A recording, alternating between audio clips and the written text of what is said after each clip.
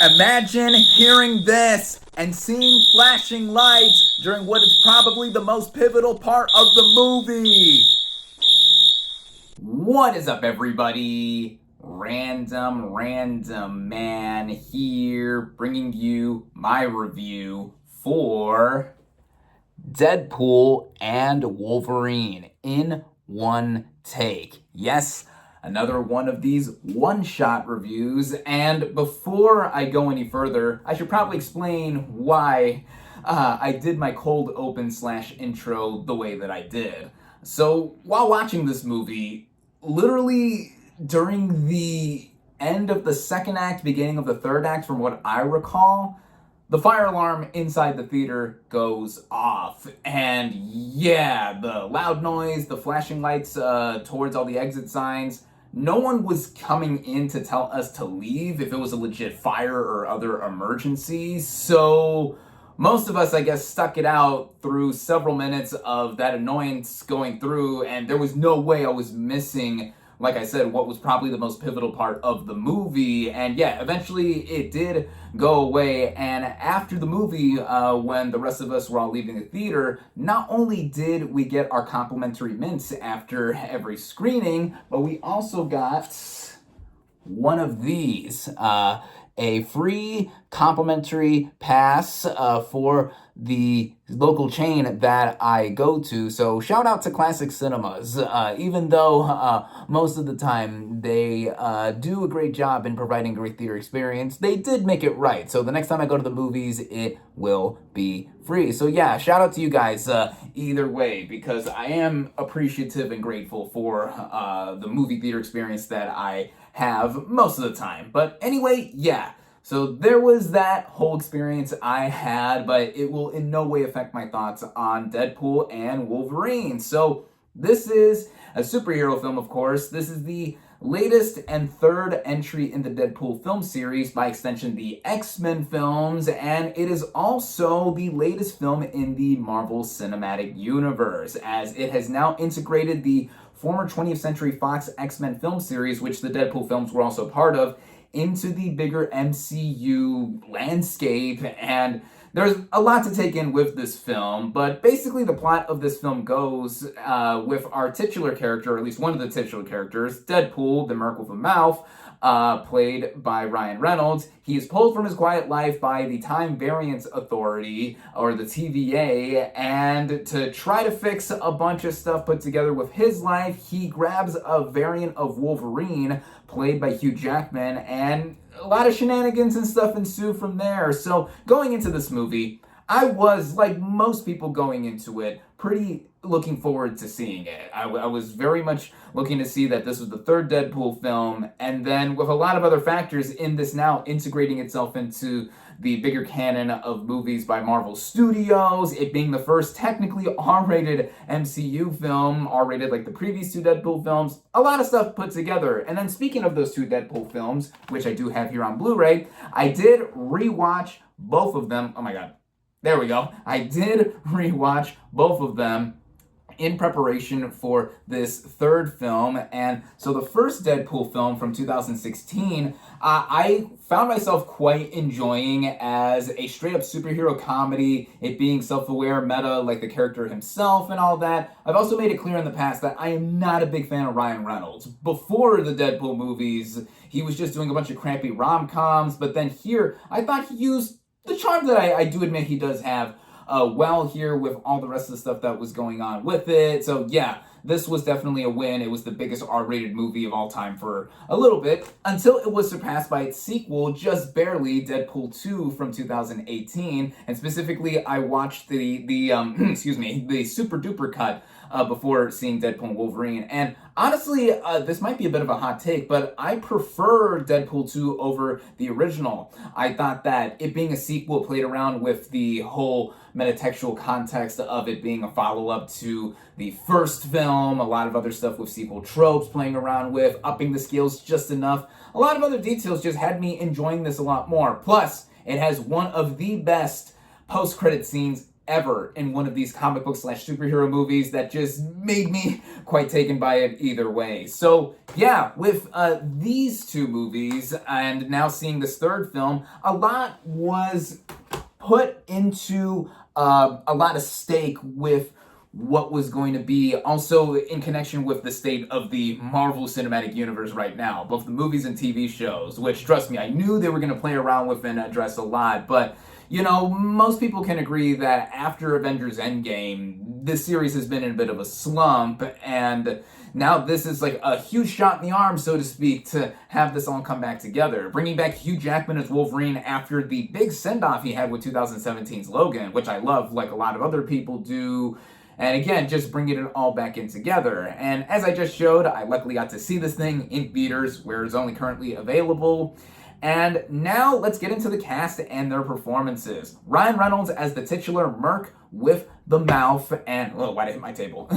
Anyway, I think just like what he did with the previous two films, this really is his movie, his character, whatever. He's also a producer on the film. So like what he did in the past and also being behind the camera for a lot of stuff, he is able to really put a lot of his DNA into the movie. And, you know, he has quite a bit of dramatic chops too. One of the few things I liked Reynolds in before the Deadpool movies was Buried, the one location drama where he's like buried and only has a BlackBerry cell phone with him. Yeah, he's great in that. He's also great as Deadpool, of course. And though lately he seemingly plays just a variation of the character in different settings or whatever, or something that's not so R-rated, I do think Reynolds did a remarkable job here. Also, Hugh Jackman as the other half of the titular characters as Logan / Wolverine. Now, he was clear at first that he would not come back after Logan, but then all the teases and all the other stuff leading up to this movie, yeah, even at the end of Deadpool 2, it was clear that the only way there would be another Wolverine appearance is if he was teaming up with Deadpool. And if I forgot to mention this at the top, there's going to be no spoilers for this review. I don't indicate that I do spoilers unless I say otherwise, but anyway, yeah, no spoilers here. But Hugh Jackman is Wolverine. We all love him as the character. He's been playing this character for now nearly a quarter of a century. And this is not the same Logan that died at the end of Logan. Spoilers for that in case you haven't seen that by now. I mean, that's an over 7-year-old movie, but yeah. So spoilers for that, I guess. But here he's playing a different version of Wolverine that Deadpool plucks out as he's trying to fix everything with his life, and then is also into some screwy business with the TVA. And Jackman really knows how to play this role, and you know he plays this role a lot more straight compared to what Reynolds is doing with Deadpool. Of course, Deadpool's the jokey character, super promiscuous, not taking everything so seriously. Both of these characters have regenerative powers, so there was a lot played with in them taking shots at each other. But then Jackman as Wolverine has a lot of dramatic heft with his character because his version of Wolverine in this movie has been through a lot, just like other versions of Wolverine would have possibly gone through too. But, you know, both of them together, I really do think they kill it, literally and figuratively, with what they do in this film. And we have some cast members from the previous Deadpool movies coming back here. We have Monena Baccarin as Vanessa, Leslie Uggams as Blind Al, and Rob Delaney as Peter, just to name a few. I mean, I do really enjoy all these characters from the past films, but they're mostly sidelined. They're mostly in fleeting appearances here. Despite me enjoying all of them, they're not at the forefront here like our titular two characters. Two big additions to this movie are Matthew Macfadyen, I believe I pronounced that name right, I apologize if I butchered it, as Mr. Paradox. And he is kind of a villain, so to speak. I mean, he's the one who does recruit Deadpool to come from his universe to a different universe, quoting or saying that he is trying to, you know, give him a life that he would have better off with, and also technically merging him with the MCU. I've never seen him on Succession. I've not seen that show, but I do know that he is quite regarded as an actor. He's trying to be over the top, like Reynolds is as Deadpool, and I do give props for him trying to do that, but I don't think he was at the same level, and I don't think he was really gelling with what was given here, even though his character was pretty important. And aside from McFadden, we have Emma Corrin as Cassandra Nova, who is the twin sister to Charles Xavier, and she is basically the bigger villain presence once she is introduced here, as she has powers and whatnot. And I did like her more than Mr. Paradox here, though, like him, she didn't have that much to do in terms of the writing, just to have her just be the big bad of this film and to have stakes be put in. I did like what screen time we did have, though, and I know she's well regarded as an actress, too. I've not seen The Crown. She played the younger version of Princess Diana on that series. But really, it is the Reynolds and Jackman show here. And of course, again, no spoilers, as I said. There are appearances from quite a number of people that I don't want to give away. And I mean, some of the cameos were given away prior to this movie's release that we either knew of or certain marketing material was showing them. But a couple of faces I legit did not expect. And we're thrown in here for good measure. So, yeah, make of that what you will. I'm not going to give away who they are. But, yeah, with the cast and their performances, they really do a good job, mainly with our two-hander of Reynolds and Jackman being this whole buddy, frenemy, whatever kind of dynamic that they had going on. Now, this film was co-written by Ryan Reynolds and also the film's director, Shawn Levy, and then 3 other names as well. Shawn Levy takes over the directing reins here. Tim Miller directed the first film, and David Leitch did the second film. I would not have expected the guy who previously did the Night at the Museum movies, and even before that, Big Fat Liar, yeah, films I remember from my youth, to be doing the third Deadpool movie. But he previously worked with Reynolds on Free Guy, which I liked when it came out a few years ago, to do this film. And he also had experience working on Stranger Things before and producing a bunch of other projects with his production company. So he was an interesting choice to pick up for directing the third Deadpool film. As it's not just the third Deadpool film, it's also a Wolverine movie, so to speak. It's the latest MCU film, latest and only MCU movie we have this year. It connecting to the other Fox movies. It doing a lot here. And with the movie having 5 writers in total, sometimes it did feel like the movie had a lot of hands in the script, too many cooks in the kitchen, so to speak. And with what the film is doing, it trying to be a legacy sequel to a bunch of other films, also being integrated into the timeline of the MCU, Deadpool 3 technically, Wolverine, whatever number they were on, 4 technically, I mean, I don't know. A lot is put in here. And when the movie does begin, it has an opening sequence that is easily my favorite of the 3 opening title sequences of the 3 Deadpool movies, with all of the fight choreography and even dancing that Reynolds has to do over this song choice. I mean, wow. It really got the movie to get off to a great start. Then we do catch up a little bit with Deadpool, aka Wade Wilson, who is living a tranquil life after all that stuff that happened in the second movie. And then, of course, you know, a lot of fall breaks. Eventually, he is plucked out by the TVA, and he tries to get another version of Wolverine to try and solve certain issues or whatever from his old universe exploding, imploding, whatever. Again, the movie does a lot, and in a way, it is overstuffed.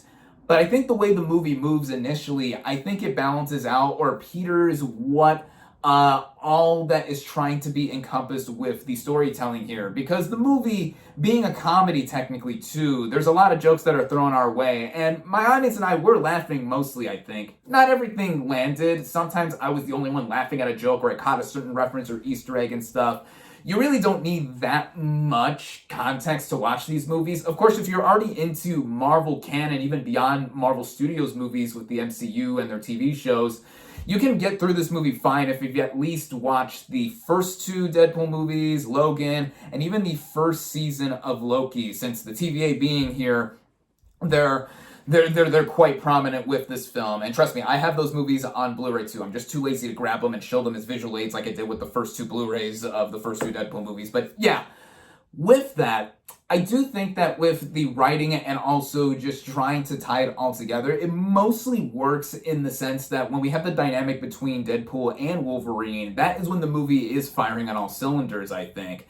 And then we also have the way Shawn Levy does direct this. the action sequences, on top of him also weaving the story along with the script that he helped write, he mostly did well. And the initial action sequence, I thought at the beginning with the opening title sequence was well done. And then later we get the first fight between Deadpool and Wolverine, which you can say it's fan service, just like there's so much fan service thrown around this movie at his expense. But, it was mostly working, I thought, within the first 2/3 or so. And then the movie, when we are introduced to Cassandra Nova and then a bunch of other stuff that I don't want to give away, the movie was still going at a certain pace. But then what the film did was try to throw a lot of stuff in the kitchen sink. Again, during that whole fire alarm moment that I had with my audience, then we saw, the movie is just spilling a lot in terms of member berries, even the MacGuffin that is told by the TVA before the adventure really gets underway.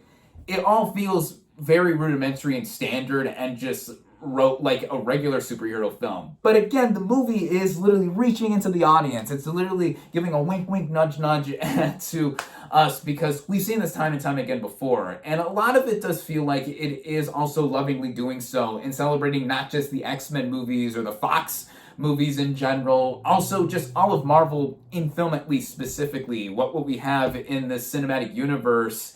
And even before that, because of course we had different Marvel movies from different studios and whatnot, Spider-Man movies and all of that put together. And speaking of Spider-Man, I think the way the latest film in the MCU in that sub-series of Spider-Man No Way Home, I thought that integrating the fan service with the narrative, it did it better, and it wasn't just doing it for doing its sake, although that movie was hampered by the pandemic in terms of rearranging things or changing some stuff around and what we saw eventually. And with that whole experience, that being a once in a lifetime or every few years kind of thing in terms of being a movie fan. I mean, if you're a movie fan like myself, you see movies all the time, especially in the theater, so it's like, a lot of stuff that is shown, few surprises are given in between. But Deadpool Wolverine does have quite a few surprises, whether it is with the fan service, whether it is with how this all goes along. And in the end, it does feel inconsequential of sorts because it is technically the third Deadpool movie anyway. But the experience I had while watching it, I cannot deny that I had a ton of fun in seeing it. This is probably the most fun I had watching any of the three Deadpool movies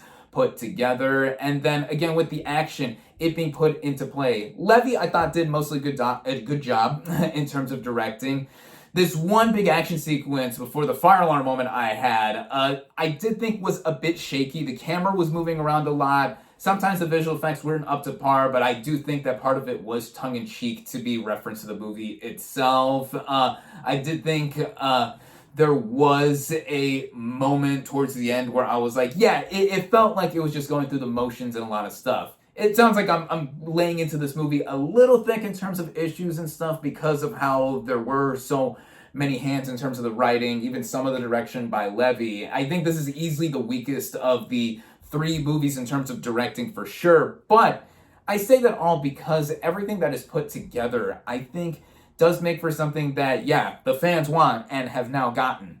And then just trying to also assess like what we are or where we are at this certain point in terms of the decades and decades of superhero movies that we have gotten. Even if you go way back to like the early DC adaptations of Batman and Superman going all the way up to here. And trust me, there's references galore and all that to go ahead and reference time and do all of it. During the end credits, there is a lot of B-roll footage of past Fox films that were made with Marvel properties, which was nice. And then, of course, at the very end, of the end credits, there is a post-credit scene, but it doesn't amount to much. It's a reference to what was said earlier in the film to tie it all together, a full circle joke.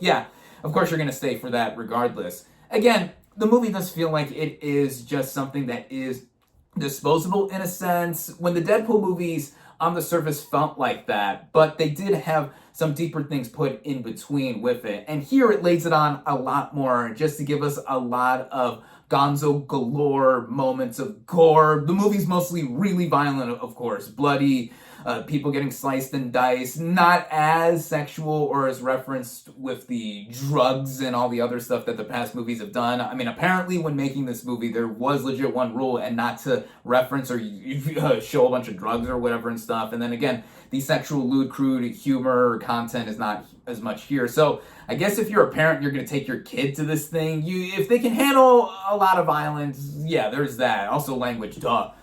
But my thoughts are pretty discombobulated and scrambled here because there is a lot to really try to assess with this movie, but there really is no deeper assessment, not that much of a deeper assessment if I were to put it into speak, because so to speak, I should really say, the movie is just a big bonanza of seeing R-rated violence, R-rated humor, R-rated interactions, and just being a Deadpool movie. And now with the MCU stamping itself to be in the rated R game, with this being their first time, it does open the door for what goes on later, even if this film doesn't necessarily have that much in terms of permeations or like consequences with the MCU. I mean, the next MCU movie we're getting is the next Captain America film in February, so that I think properly will continue on what was established or what was left behind or set up with some of the shows and some of the movies. I'll admit, some of the shows I either never straight up watched or never finished, but if you're someone who has been burnt out by comic book / superhero movies, maybe this could give you a bit of a good time regardless. Pacing it all together, it is just over 2 hours. I think that it was well paced like the other Deadpool movies, and then even some technical elements that I've neglected to mention. I mean, the way it's shot, I mean, it's very dreary once we get to the whole Void, Mad Max looking apocalypse universe, and we were then introduced to Cassandra Nova. The music choices, of course, whether it's the original score, but more prevalently the pop culture reference songs, all the popular songs here, they really fit in like with the rest of the Deadpool canon. All of that coming together, I do think that if you really are adamant in that you're just done with superhero comic book movies, it's not going to bring you back. If you're like myself, who has been mostly into these movies up until a point, even with the MCU falling off a little bit, this film, I think, just hit it about right. Just about right to really give you that fix, while also bringing something that a lot of people wanted to see. And even if it's not of that much substance, it's superficial in it being, for me, the main knock I have against the movie. It's still something that I think is a ton of fun. And comparing it to the other Deadpool movies, I do think it's better than the first one because it has a better villain with Cassandra Nova, even with her being underdeveloped. And then, again, hot take here maybe, but I think the second one's probably my favorite of the 3 Deadpool movies because, again, I feel that had just enough the right balance to upping the ante and, like, enough of Deadpool for me with all the violence, Cable being in it, a lot of stuff to make me feel like it is the best of what was done. Also, with the directing and the action, David Leitch specifically there did the best, I think, with the action, with him being a stuntman and having a lot of experience in the past. But yeah, with all that being said altogether, like, yeah, I still had quite a good time with Deadpool and Wolverine. And yeah, of course, if you are going to see this movie, you've already, excuse me, woof, this is what I get for doing this in one take. If you've already seen this movie by now, you're probably going to see it again. If you haven't, you're seeing this review, go see this, of course. I mean, this is probably going to be the biggest R-rated opening of all time for any movie, maybe the biggest movie of the year, Inside Out 2 notwithstanding. We'll see where it goes with the box office, but it's already made a lot of money regardless. But yeah, so I would say, yeah, I recommend this movie, of course. And all that's left for me to say, since I've been talking ad nauseum here for more than 23 minutes by this count that I'm seeing, I should just wrap up and give my final verdict. My final verdict for Deadpool and Wolverine, I'm going to give it the same rating that I gave the first 2 movies, even with all the issues and all the comparisons that I've given, but also a lot of praise that I have with this film. My final verdict for Deadpool and Wolverine is 4 out of 5 stars. And there you have it. Thank you all, as always, for watching. And before I go any further, please keep the comments as spoiler-free as I've kept this review. If I see any comments even hinting or referencing stuff that's in the movie, I will not hesitate in deleting them. But yeah, there you have it again. All right, and thank you all, as always, for watching. Be sure to like this video, comment on what you thought of Deadpool and Wolverine. Social media links in the description. Subscribe to my channel for more, and I'll catch you on the next movie review.